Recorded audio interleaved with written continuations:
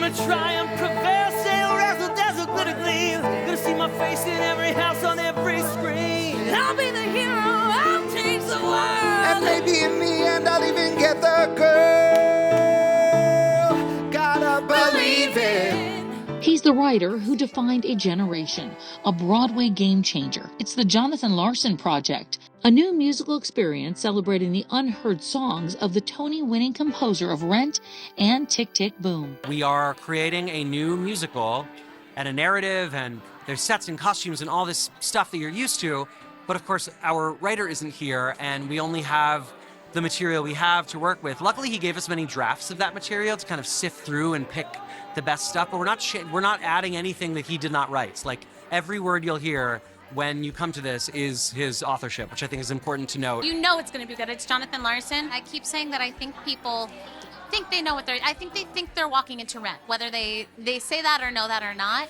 And yes, obviously there's lots of songs I think in here. One was even like he tried to put in Rent that are evocative of Rent, but Jonathan Larson wrote in so many different genres, so many different styles. I love that he makes it cool to be earnest. To hear work from different ages, you know, there's a song that he wrote when he was 23 that you're like, I can't believe he wrote that when he was 23. And then there's, you know, more recent work of his before, like closer to when he passed. And so just to be able to share this amazing new piece, the third ever, you know, produced Jonathan Larson musical, is a really special thing. I think he did such a great job of trying to write music that is healing, or at least trying to write music that helps us all feel connected, whether it's like we're going through this together, like I see it too, you know, you're not the only one who's witness to these things.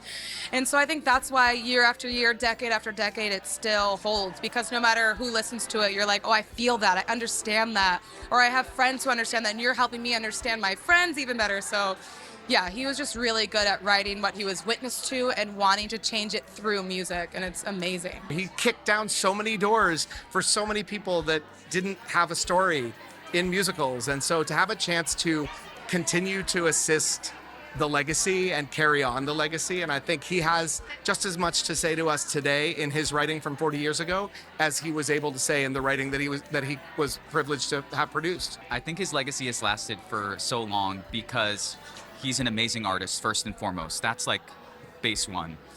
But secondly, I think that he represents us. To have somebody like him, this kind of like unknown to celebrated status, gives us all hope